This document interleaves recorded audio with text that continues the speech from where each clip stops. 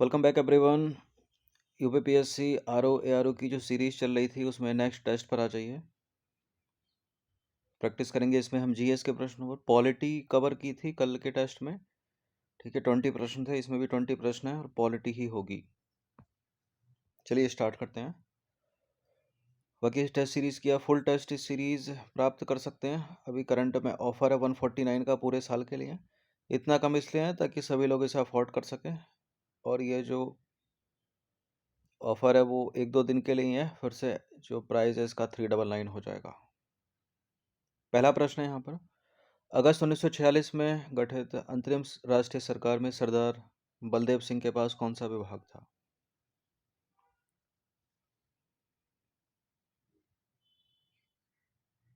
खाद्य एवं कृषि विभाग तो डॉक्टर राजेंद्र प्रसाद के पास था। रक्षा विभाग था सरदार बलदेव सिंह के पास, ऑप्शन नंबर सी है इसका आंसर। जॉन मथाई के पास श्रम विभाग था, ठीक है। ये नंबर इस पर कॉल या व्हाट्सअप करके आप फुल टेस्ट सीरीज पूरे साल के लिए 149 में प्राप्त कर सकते हैं। अगस्त 1946 में गठित जो अंतरिम सरकार है ये उसके सदस्य थे। डॉक्टर राजेंद्र प्रसाद के पास खाद्य एवं कृषि विभाग था। जगजीवन राम के पास श्रम विभाग था। जगजीवन राम के पास था श्रम विभाग। सरदार बलदेव सिंह के पास रक्षा विभाग था, और सी राजगोपालाचारी के पास शिक्षा और कला।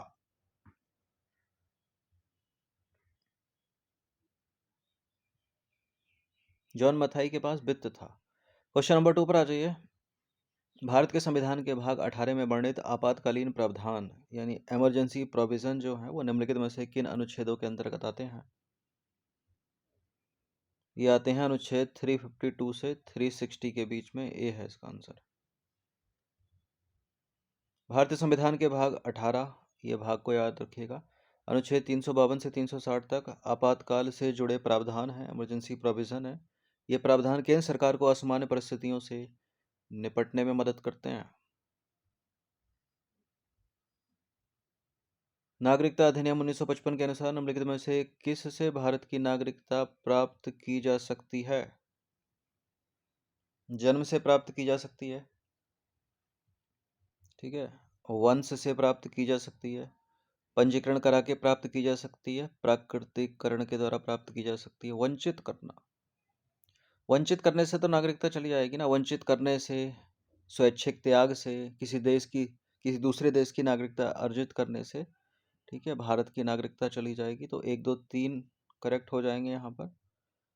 तो इसका आंसर सभी तो नहीं होगा, 1 2 3 बी है इसका आंसर। नागरिकता अधिनियम 1955 के अनुसार निम्नलिखित के आधार पर नागरिकता, इंग्लिश में बोलते हैं सिटीजनशिप, प्राप्त करने का प्रावधान है। जन्म से, वंश से, पंजीकरण से, प्राकृतिकरण के द्वारा, क्षेत्र का समावेश करके। क्षेत्र का समावेश कौन करेगा? संसद करेगी। निम्नलिखित में से कौन सा कथन सही है? पहला कथन है, भारतीय संविधान के अनुच्छेद 25 से 29 में धार्मिक स्वतंत्रता का अधिकार बताया गया है। यह अधिकार केवल नागरिकों के लिए उपलब्ध है, गैर नागरिकों के लिए नहीं। 6 मूल अधिकार हैं भारतीय संविधान में, किस अनुच्छेद से किस अनुच्छेद तक हैं सब पता होना चाहिए आपको, ठीक है।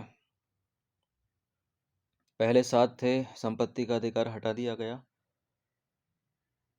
जो धार्मिक स्वतंत्रता का अधिकार है वो 25 से 28 तक है, ना कि 29 तक। गलत है पहला स्टेटमेंट। और ये जो धार्मिक अधिकार है वो भारतीय नागरिकों के लिए भी है, विदेशियों के लिए भी है, यानी गैर नागरिकों के लिए भी उपलब्ध है। दोनों के दोनों गलत हैं, डी है इसका आंसर। देखिए, भारतीय संविधान के अनुच्छेद 25 से 28 में धार्मिक स्वतंत्रता का अधिकार है। यह अधिकार नागरिकों के लिए भी उपलब्ध है और गैर नागरिकों के लिए भी उपलब्ध है। इस अधिकार के तहत प्रत्येक व्यक्ति को किसी भी धर्म को मानने, उसका पालन करने, उसका प्रचार करने की आज़ादी है।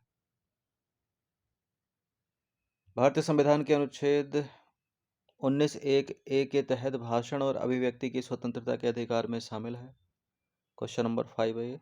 किसी अखबार पर प्री सेंसरशिप लगाने के खिलाफ अधिकार, सरकारी गतिविधियों के बारे में जानने का अधिकार, धरना या प्रदर्शन देने का अधिकार, लेकिन हड़ताल करने का अधिकार नहीं। ये सभी कल के टेस्ट में क्वेश्चन नंबर 9 था, सेम एक्सप्लेनेशन रहने वाली है। वहाँ प्रश्न पूछने का तरीका अलग था, यहाँ पर अलग है बिल्कुल। ये सारे के सारे जो है अनुच्छेद 19(1)(a) के तहत भाषण और अभिव्यक्ति की स्वतंत्रता में शामिल हैं। डी है इसका आंसर, ठीक है। तो भाषण और अभिव्यक्ति की स्वतंत्रता के तहत प्रदर्शन करने का अधिकार है, धरना देने का अधिकार है, लेकिन हड़ताल करने का अधिकार नहीं है, याद रखिएगा। जो स्टेटमेंट हड़ताल करने के अधिकार को सही मानता है वो गलत हो जाएगा अगर स्टेटमेंट बनाकर पूछा गया है तो।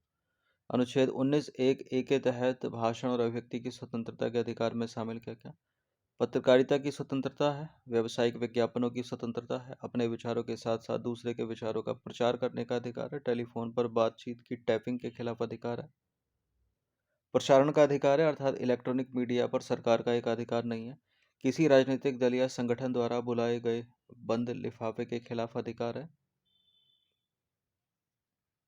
ठीक है, बुलाए गए बंद के खिलाफ अधिकार है, लिफाफा नहीं। मौन रहने की स्वतंत्रता है, सरकारी गतिविधियों के बारे में जानने का अधिकार है, किसी अखबार पर प्री सेंसरशिप लगाने के खिलाफ अधिकार है, प्रदर्शन करने का अधिकार है, आपको धरना देने का अधिकार है, लेकिन हड़ताल करने का अधिकार नहीं है। संवैधानिक रिट है एक वंदी प्रत्यक्षीकरण, इंग्लिश में बोलते हैं उसको हैबियस कॉर्पस, कई बार प्रश्न बने एग्जाम में। ऐसा नहीं केवल पीसीएस में और दूसरे कॉम्पिटिटिव एग्जाम में प्रश्न बनते हैं। 5 प्रकार के रिट निकालते हैं हाई कोर्ट और सुप्रीम कोर्ट।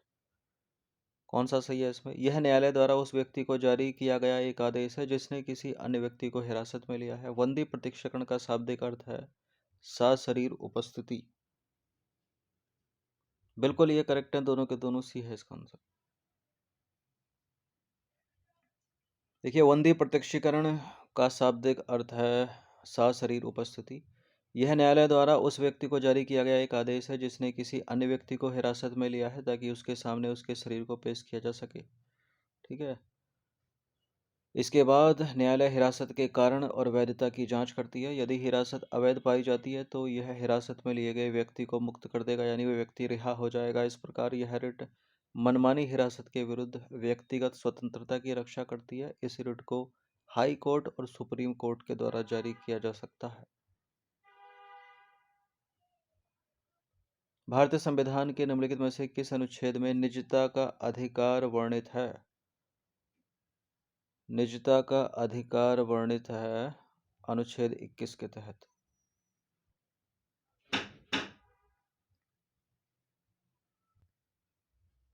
देखिए, भारतीय संविधान के अनुच्छेद 21 के तहत किसी भी व्यक्ति को कानून द्वारा स्थापित प्रक्रिया के बिना उसके जीवन या व्यक्तिगत आज़ादी से वंचित नहीं किया जा सकता। यह अधिकार भारतीय नागरिकों के लिए भी है और भारत में जो विदेशी रह रहे हैं उन दोनों के लिए है। मतलब उनके लिए भी है तो दोनों के लिए हो गया। ठीक है, ये इंपॉर्टेंट है, एग्जाम में पूछ लिया जाता है कौन से अधिकार हैं जो केवल भारतीय नागरिकों के लिए हैं, कौन से अधिकार हैं जो दोनों के लिए हैं। कई बार प्रश्न बनाया उसके ऊपर। अनुच्छेद 21 के तहत व्यक्तिगत स्वतंत्रता और जीवन की सुरक्षा सुनिश्चित की जाती है। इसके अलावा निजता का अधिकार भी इसी अनुच्छेद के अंतर्गत आता है, तो सी सही हो गया।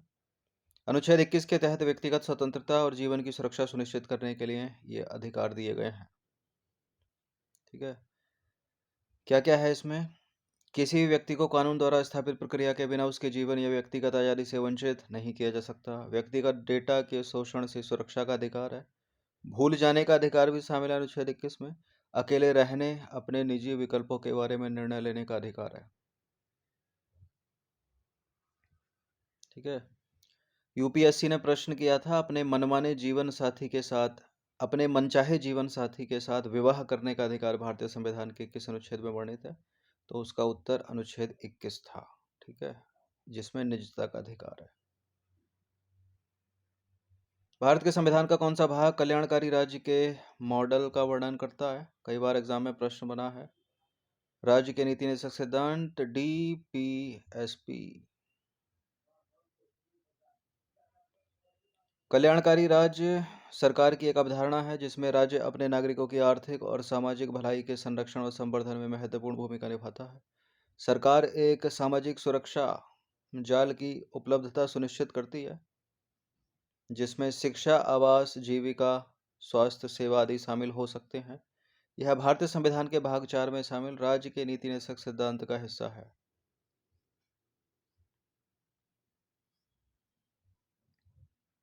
सरकारी समितियों को प्रोत्साहन संविधान के किस अनुच्छेद में दिया गया है? ये दिया गया है अनुच्छेद 43 के बी में, 43 बी। सहकारी समितियों को बढ़ावा देने के लिए राज्य के नीति निर्देशक सिद्धांत के रूप में संविधान के भाग 4 में अनुच्छेद 43 का बी जोड़ा गया। और ये जो राज्य के नीति निषेध सिद्धांत है वो अनुच्छेद 36 से लेकर अनुच्छेद 51 तक है। ठीक है। जो मूल अधिकार हैं वो 12 से लेकर 35 तक हैं, और जो मूल कर्तव्य बाद में जोड़े गए वो इसमें जोड़े गए, तो 51 का बनाया गया क्लॉज। क्वेश्चन नंबर 10 पर आ जाइए। अंतिम मूल कर्तव्य किस वर्ष जोड़ा गया? देखिए, सरदार स्वर्ण सिंह समिति के द्वारा 42वें संविधान संशोधन के द्वारा जो अनुच्छेद 51 का जोड़ा गया, ये जोड़ा गया, उसमें 10 मूल कर्तव्य थे प्रारंभ में। उसके बाद एक संविधान संशोधन हुआ वर्ष 2002 में, उसमें एक और मूल कर्तव्य जोड़ा गया। टोटल वर्तमान में 11 मूल कर्तव्य हैं। ठीक है, 10 + 1 बराबर 11। तो 2002 में सी है इसका आंसर। ठीक है, सरदार स्वर्ण सिंह समिति की अनुशंसा पर 42वें संविधान संशोधन 1976 के द्वारा 10 मूल कर्तव्य अनुच्छेद 51A में शामिल किए गए।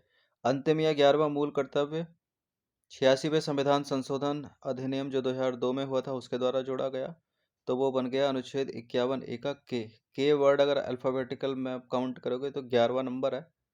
ठीक है, क्या था ये? 6 से 14 वर्ष की आयु तक के बीच अपने बच्चों को शिक्षा का अवसर प्रदान करना, ये बाद में जोड़ा गया। तो वर्तमान में कितने मूल कर्तव्य हैं? 11। मंत्रिपरिषद के विरुद्ध अविश्वास प्रस्ताव पेश करने के लिए कितने लोकसभा सदस्यों की आवश्यकता होती है? कितनी होती है? 100 या 50? 50 होती है। ए है इसका आंसर। संविधान के अनुच्छेद 75 में कहा गया है कि मंत्रिपरिषद सामूहिक रूप से लोकसभा के प्रति उत्तरदायी होगी। इसका मतलब क्या है? इसका मतलब है कि मंत्रालय तब तक पद पर बना रहता है जब तक उसे लोकसभा के अधिकांश सदस्यों का विश्वास प्राप्त है। लोकसभा इस प्रस्ताव पारित करके मंत्रिपरिषद को पद से हटा सकती है, और इस प्रस्ताव को स्वीकार करने के लिए 50 सदस्यों के समर्थन की आवश्यकता है। निम्नलिखित में से कौन भारत के राष्ट्रपति के निर्वाचन में भाग नहीं लेता है, पूछ रहा है। तो भारत के राष्ट्रपति के निर्वाचन में जो नॉमिनेटेड मेंबर होते हैं, मनोनीत सदस्य होते हैं, वो भाग नहीं लेते। जहां जहां मनोनीत लिखा है उसको हटा दीजिए। निर्वाचित विधानसभा के निर्वाचित सदस्य, राज्यसभा के निर्वाचित सदस्य, लोकसभा के निर्वाचित सदस्य 1 और 3 जहां जहां है वो तो होगा नहीं, तो जो नहीं लेते हैं वो दूसरा और चौथा। राज्यसभा के मनोनीत सदस्य, विधान परिषद के मनोनीत सदस्य। देखिए, भारत का राष्ट्रपति का चुनाव जो है प्रत्यक्ष रूप से जनता द्वारा नहीं बल्कि निर्वाचक मंडल के सदस्यों के द्वारा किया जाता है, जिसमें शामिल है संसद के दोनों सदनों के निर्वाचित सदस्य, यानी लोकसभा और राज्यसभा के निर्वाचित सदस्य, राज्य की विधानसभाओं के निर्वाचित सदस्य, केवल विधानसभा, विधान परिषद नहीं, और केंद्र शासित प्रदेशों यानी दिल्ली और पुडुचेरी की विधानसभाओं के निर्वाचित सदस्य भी। लोकतांत्रिक व्यवस्था में शक्तियों के पृथक्करण के सिद्धांत का महत्व क्या है?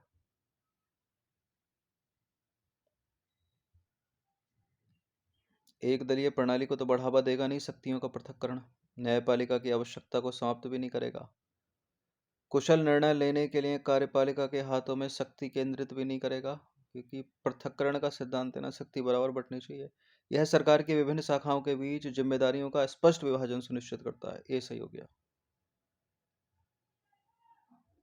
देखिए, लोकतांत्रिक व्यवस्था में यानी डेमोक्रेटिक व्यवस्था में शक्तियों के पृथक्करण का सिद्धांत महत्वपूर्ण है, क्योंकि यह सरकार की 3 शाखाओं कार्यपालिका, विधायिका, न्यायपालिका के बीच जिम्मेदारियों का स्पष्ट विभाजन सुनिश्चित करता है। यह पृथक्करण शक्ति के दुरुपयोग को रोकने में मदद करता है और जांच और संतुलन की प्रणाली को बढ़ावा देता है। ऐसा है क्या वर्तमान में भारत में? है तो, लेकिन खंडन होता है उसका समय समय पर। ठीक है, केंद्र में जो सरकार है वो डोमिनेट करना चाहती है पूरे भारत में। क्वेश्चन नंबर 14 पर आ जाइए। निम्नलिखित में से कौन संसद का सदस्य हुए बिना भी संसद के किसी भी सदन की कार्यवाही में भाग ले सकता है? एक तो इसमें महान्यायवादी सही हो जाएगा, भारत का महान्यायवादी। ठीक है, और दूसरा हो जाएगा इसमें केंद्रीय मंत्री, तो ऑप्शन नंबर बी है इसका आंसर।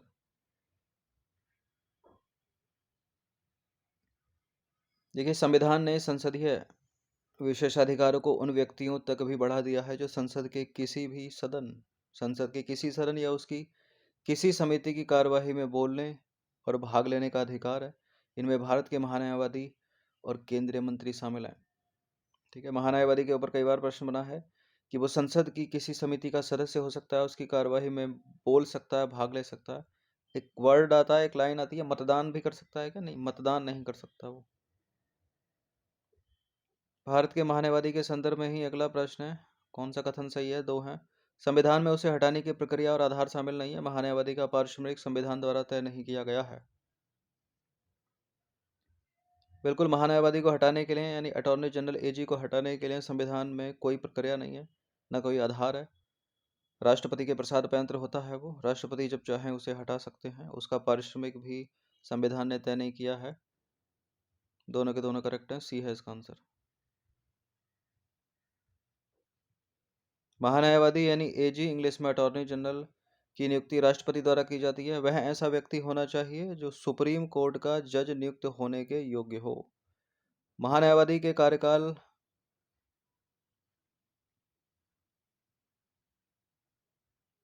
महान्यायवादी के कार्यकाल का कार्यकाल संविधान द्वारा तय नहीं किया गया है। ठीक है, महान्यायवादी का कार्यकाल संविधान द्वारा तय नहीं किया गया है। महान्यायवादी के कार्यकाल का कार्यकाल भी ठीक है। ठीक है, तो ठीक है, संविधान द्वारा तय नहीं है। इसके अलावा संविधान में उसे हटाने की प्रक्रिया और आधार भी शामिल नहीं है। राष्ट्रपति के प्रसाद पर्यंत पद धारण करता है वो, और राष्ट्रपति को अपना इस्तीफा सौंपकर खुद भी पद को छोड़ सकता है वो। महान्यायवादी का पारिश्रमिक संविधान द्वारा तय नहीं किया गया है। उसे वह पारिश्रमिक प्राप्त होता है जो राष्ट्रपति द्वारा निर्धारित किया गया हो। चलिए, सीएजी यानी भारत के नियंत्रक और महालेखा परीक्षक, इंग्लिश में कंप्ट्रोलर एंड ऑडिटर जनरल का कार्यकाल होता है कितना? 6 वर्ष की अवधि। 6 वर्ष की अवधि और 65 वर्ष की आयु, जो भी पहला पूरा हो जाए होने तक रहता है। ए है इसका आंसर। नियंत्रक एवं महालेखा परीक्षक 6 वर्ष की अवधि या 65 वर्ष की आयु, जो भी पहले हो पद पर बने रहता है वो। राष्ट्रपति को त्यागपत्र संबोधित करके भी किसी भी समय अपने पद से इस्तीफा दे सकता है। उसे भी राष्ट्रपति द्वारा सुप्रीम कोर्ट के जज के समान आधारों और उसी प्रक्रिया के माध्यम से हटाया जा सकता है। ये करेक्ट है। क्वेश्चन नंबर 17 है, निम्नलिखित में से कौन सा अनुच्छेद निर्वाचन क्षेत्रों के लिए परिसीमन आयोग का प्रावधान करता है? निर्वाचन क्षेत्रों के लिए परिसीमन आयोग का प्रावधान करता है अनुच्छेद 82 और अनुच्छेद 170। ऑप्शन नंबर डी है इसका आंसर। भारत के संविधान के अनुच्छेद 82 और 170 ऐसे प्राधिकारी द्वारा जनगणना के आधार पर प्रत्येक राज्य को प्रादेशिक निर्वाचन क्षेत्रों में विभाजित करने और ऐसे तरीके से विभाजित करने का प्रावधान करते हैं जैसा कि संसद कानून द्वारा निर्धारित कर सकता है।